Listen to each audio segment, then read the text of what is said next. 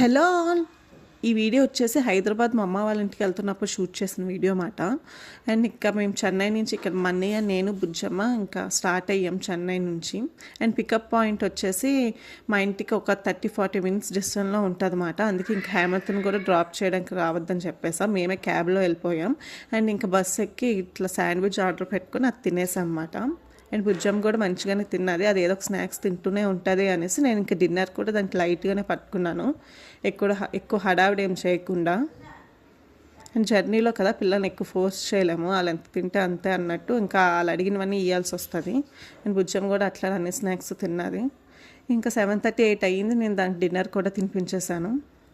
And బస్సులో కదా ఖాళీగానే ఉన్నాను. నాకు కూడా ఇంకా ఆకలి వేసేసి నేను కూడా ఇంకా బిర్యానీ తినేసాను అనమాట. ఇది ఇంటి నుంచి ప్యాక్ చేసుకున్నాం. అండ్ తినేసాక ఇంక ఇక్కడ మనకి డిన్నర్కి డాబా దగ్గర ఆపారు. అక్కడ ఒక 2 పిల్లలు ఉంటే మంచిగా బుజ్జంతో ఆడుకున్నారన్నమాట వాళ్ళు చాలాసేపు.